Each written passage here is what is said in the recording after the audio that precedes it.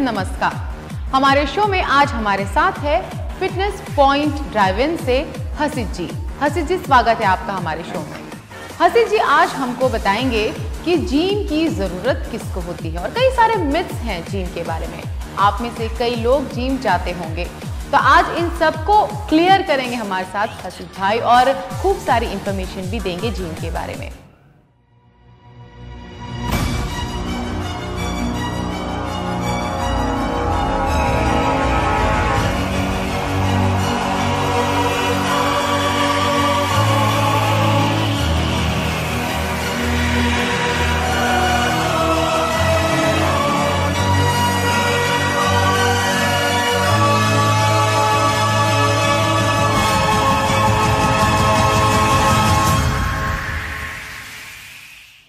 हसित भाई, सबसे पहले बताइए कि जिम की ज़रूरत किन लोगों को होती है? जहाँ तक बात करें जिम की, जिम एक ऐसी चीज़ नहीं है कि पर्टिकुलर एज के लिए होता है। अभी का जो हमारा सिनारियो है जिम का, उसमें सभी तरह के लोग जा सकते हैं। लाइक एज ऑफ 100 के एज में भी जा सकते हैं लोग, अगर वो फिजिकली फिट है तो एक्सरसाइज का पैटर्न चेंज होता है, बट एक्सरसाइज करना बहुत ज़रूरी हो जाता है वो एज में। तो एज कहीं पर भी बार्गेन नहीं होता है, तो कोई भी एज में हम एक्सरसाइज कर सकते हैं। लेकिन फिर भी एक एज होता है जिनमें से, और कई लोगों को, कईयों की बॉडी ऐसी होती है कि जिनको देखकर ऐसा लगता है कि इनको तो बिल्कुल जिम की ज़रूरत नहीं है, क्योंकि जिम शायद बॉडी बढ़ाने के लिए भी होता है और जिम बॉडी घटाने के लिए भी होता है। तो क्या कहेंगे आप उसके बारे में? ज़्यादातर अभी का जो सिनारियो है उसमें ये चीज़ हो गई है कि यंगस्टर लाइक एज ऑफ 20 से लेके 40 तक जो लोग हैं उनको ज़्यादा ज़रूरत महसूस हो रही है। बट ऐसा बिल्कुल नहीं है कि आफ्टर 40 भी नहीं कर सकते। देखिए, हमारा तरीका रहता है जीने का, तो जीने के लिए फिटनेस बहुत ज़रूरी हो जाती है। तो जिम आई थिंक फिटनेस के लिए भी होता है, अकेला वेट लूज करने या वेट गेन करने के लिए नहीं होता है। हसित जी, सबसे पहले बॉडी में फैट डिपॉजिट कहाँ होता है? कौन सा ऐसा पोर्शन होता है जहाँ पर फैट सबसे ज़्यादा सबसे पहले असर करता है? जहाँ तक बात करें फैट की, तो फैट उस जगह पर ज़्यादा अफेक्ट करता है जो पार्ट हमारा बॉडी का इनएक्टिव हो। जैसे आजकल का लाइफस्टाइल हम देख रहे हैं, तो हमारे लिए लाइक बैठने के अलावा कोई एक्टिविटी रहती नहीं है। हम जहाँ पर भी जा रहे हैं, हमारी कार में जा रहे हैं, हमारी ऑफिस में भी बैठना रहता है, कंप्यूटर, लैपटॉप, टैबलेट इतने सारे हो गए, तो लोगों के लिए फिजिकल एक्टिविटी रहती नहीं है। तो जो पार्ट रहते हैं जो इनएक्टिव, जैसे बात करें हम एब्स की, तो एब्स में ज़्यादा डिपोजिशन पहले रहता है, बिकॉज वो सबसे इनएक्टिव पार्ट है। तो ये मेन रीज़न है कि भाई वहाँ पर फैट डिपोजिशन ज़्यादा रहता है। अगर हम कोई फिजिकल एक्टिविटी कर रहे हैं तो ये प्रॉब्लम को हम सॉल्व कर सकते हैं।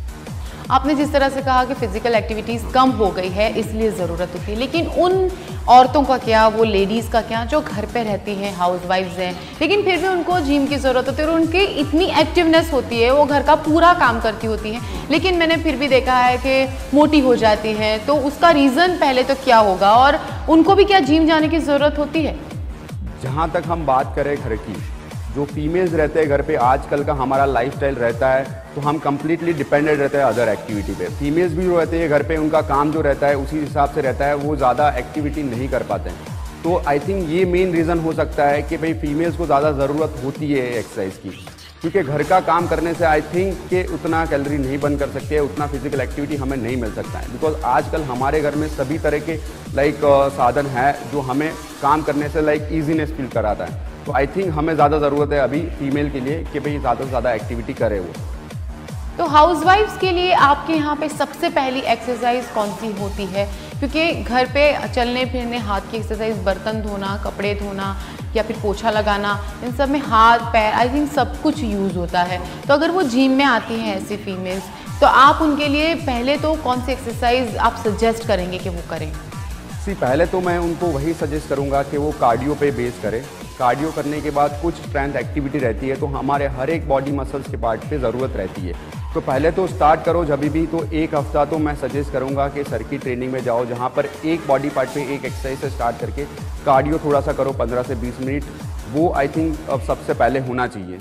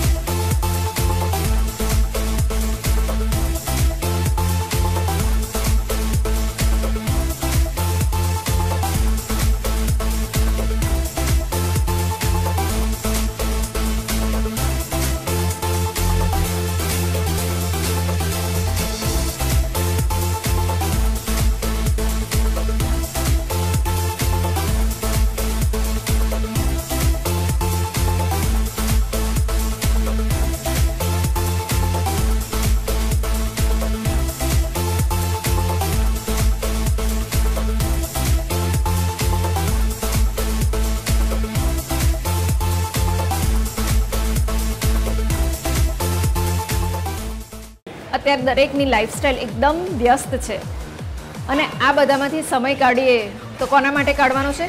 આપણા બધા માટે, અને એ પણ આપણી હેલ્થ માટે, આપણી ફિટનેસ માટે. એટલે આજના જમાનામાં તમારી સ્ટ્રેસ લાઈફમાં તમારી ફિટનેસ માટે તમારે થોડોક સમય તો આપવો જ જોઈએ, અને એના માટે એક્સરસાઇઝ બહુ જ જરૂરી છે. આપણી રોજિંદી લાઈફમાં હવે કોઈને ફિઝિકલ ફિટનેસ માટે ટાઈમ નથી અને એવી કોઈ એક્સરસાઇઝ થતી નથી. એટલા માટે જીમમાં જવું ખૂબ જરૂરી છે અને દરેક એક્સરસાઇઝ કરવી જરૂરી છે. હા, તમે બધા કામ માટે ટાઈમ સમય કાઢી જ શકો છો, તો તમારા પોતાના માટે કેમ નહીં?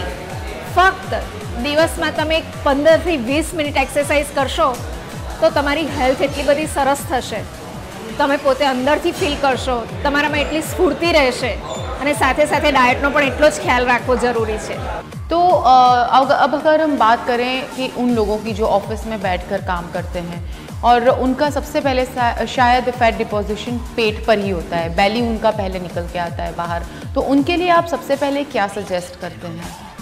देखो, जहाँ तक पेट पे फैट होने की बात है, तो फैट हम जब बर्न करते हैं तो कोई भी एक्टिविटी करने से हम डिसाइड नहीं कर सकते कि फैट कहाँ से बनूंगा.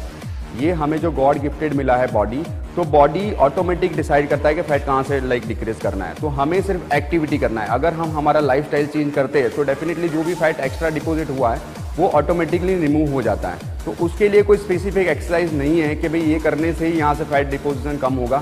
तो ऐसा कोई स्पेसिफिक एक्सरसाइज नहीं है, बिकॉज हम जो गॉड ने, भगवान ने हमें बॉडी दिया हुआ है, हम उसको चेंज नहीं कर पाते हैं. तो जो फीमेल जिम ज्वाइन नहीं कर सकती, कोई भी वजह हो, तो कई सारे रीजंस की वजह से या तो वक्त नहीं मिलता या उनके पास पैसे नहीं होते हैं, तो जो ऐसी फीमेल्स होती हैं जो जिम ज्वाइन नहीं कर पाती हैं, तो उनको क्या वॉकिंग से सब सही हो जाता है? वॉक कितना अफेक्टिव है उनके लिए?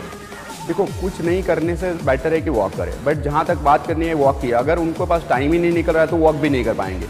और जहाँ तक हम बात करें टाइम की, तो ऐसा कोई व्यक्ति है ही नहीं कि जो टाइम नहीं निकाल पाए. ये अपने खुद के लिए होता है.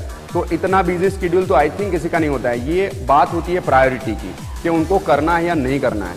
तो टाइम तो हर कोई निकाल सकता है, तो ऐसी कोई बात होती ही नहीं जहाँ पर उनके पास टाइम नहीं हो. इट इज़ जस्ट एक्सक्यूज़ कि वो लोगों को एक एक्सक्यूज़ मिल रहा है कि मेरे पास टाइम नहीं है. अदरवाइज टाइम निकालना हो तो सब लोग सभी चीज़ के लिए टाइम निकाल सकते हैं.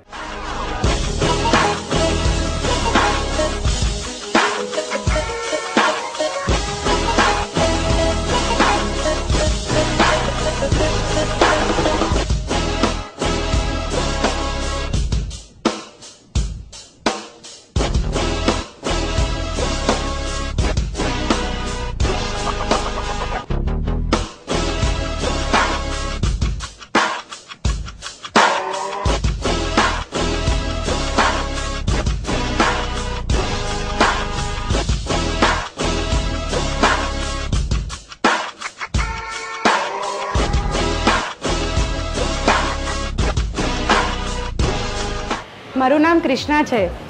અત્યારનો યુગ એવો છે કે અત્યારે પોતાના માટે સમય કાઢવો એટલે બહુ અઘરો છે, એ બી આજના યુગમાં તો બહુ જ અઘરો છે.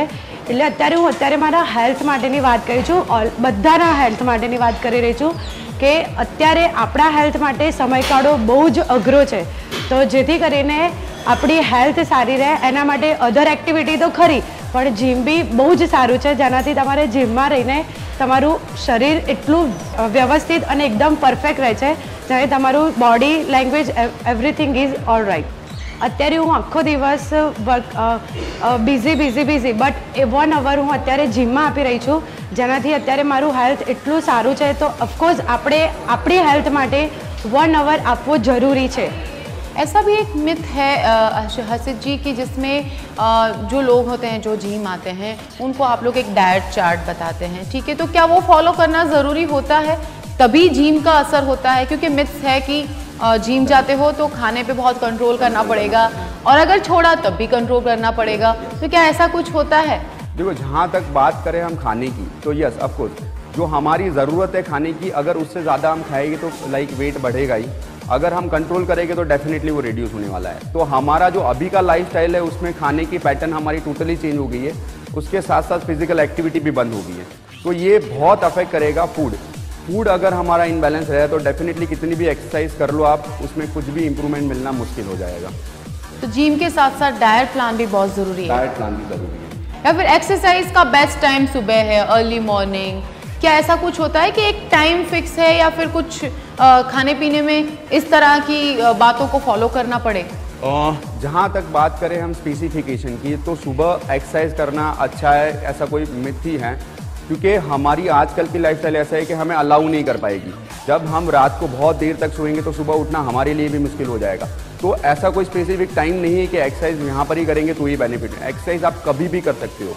जहाँ तक बात करिए फूड की, तो फूड में भी ऐसी ही चीज़ है कि आप कुछ भी खा सकते हो, बट प्रपोजन बहुत ज़रूरी है। बिकॉज हम जब खाना खाते हैं तब हमें ही पता नहीं होता है कि हमारी ज़रूरत कितनी है और हम कितना खा लेते हैं। तो आई थिंक कुछ भी खाने से वेट नहीं बढ़ता है, बट अगर वो कुछ भी अगर ज़्यादा खा रहे हो तो ही वज़न बढ़ने का चांसेस ज़्यादा रहता है। चलिए हर्षित जी, आपने खाने की बात कही तो मैंने भी ये सुन रखा है कि एक मुट्ठी खाना हमारे पेट के लिए इनफ है। हमारे पेट में उससे ज़्यादा खाना जाएगा तो वो फैट बनेगा। ये क्या कितना सच है? नहीं, जहाँ तक बात कर रहे हैं मुट्ठी भर की, तो आई थिंक ज़रूरत के हिसाब से सबकी ज़रूरतें अलग अलग रहती है। अगर कोई एक्टिव पर्सन है तो उसके लिए ज़रूरत भी अलग रहेगी। तो ऐसा कोई स्पेसिफिकेशन नहीं है कि इतना ही खाना चाहिए, वो अकॉर्डिंग होता है हमारी बॉडी पे, हमारी बॉडी की नीड कितनी है। तो उसके लिए बहुत सारे रिपोर्ट्स निकलती है मार्केट में, तो उसके अकॉर्डिंग हम जान सकते हैं कि हमारा मेटाबॉलिज्म रेट कितना है। तो वो जान के हम जान सकते हैं कि भाई हमें ज़रूरत कितनी है खाने की। तो उसके अकॉर्डिंग हम फॉलो करेंगे तो डेफिनेटली हमें इंप्रूवमेंट के चांसेस बढ़ जाते हैं उसमें।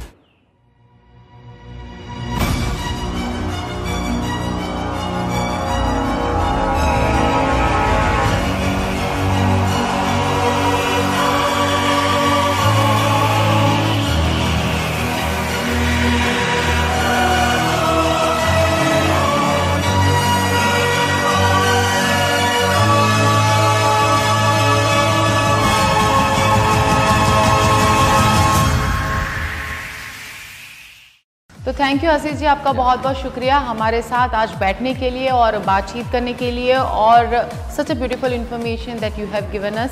तो थैंक यू सो मच। तो ये थे Harshit ji fitness point drive in से। हमारे साथ बैठते रहेंगे, बातचीत होती रहेगी। हमारे नेक्स्ट एपिसोड में हम आपको बताएंगे कि अब आगे एक्सरसाइजेज में सबसे पहले हमें कौन सी एक्सरसाइजेज करनी चाहिए, वार्म अप क्या होता है, स्ट्रेचिंग क्या होता है, उसकी राइट टेक्निक कैसी है। तब तक के लिए आप हमारा वेट कीजिए। नमस्कार।